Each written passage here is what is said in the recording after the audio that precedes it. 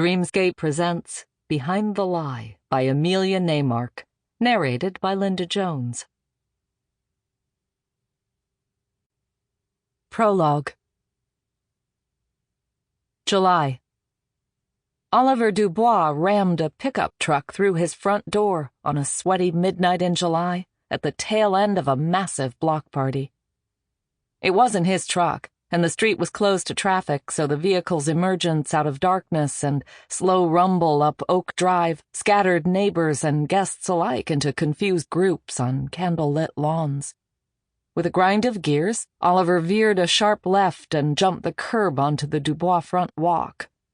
The guests, addled by 12 hours' worth of food and alcohol, gawped as the truck butted the front steps as if it were a drunk pausing to gather its thoughts.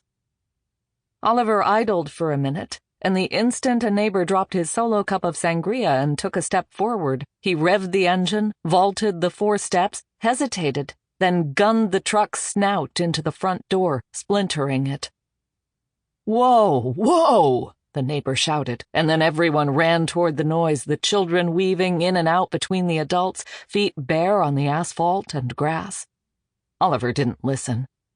The vehicle bucked again under his foot and crashed through the doorway, disappearing inside the astonishingly large new opening. Locked inside a sedan across the road, Holly Dubois clawed at the fastened door handle, horrified by the sight of her husband destroying their home. The driver gripped her wrist and held tight. "Let me out," Holly said, in a voice so low and hoarse it hurt. The driver clutched her wrist tighter. They would have been away by now, blocks, if not miles away, if it hadn't been for the police barricade someone had set across the side road to keep the party enclosed. The barricades should not have been there. Only the main road was supposed to be blocked.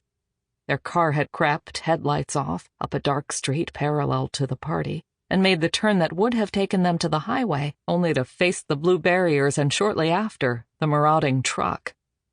The driver let go of Holly's wrist and reversed the car. Holly scrambled for the door again, struggled to unbuckle her belt, her shoulder a howl of red pain. "You know what happens if you leave," the driver said. Holly clenched her jaw and pressed her fingers against her eyelids, though this did nothing to erase the image of her husband behind the wheel of the truck. A group ran past them, their voices trailing in the dark, reaching Holly through a crack in the window.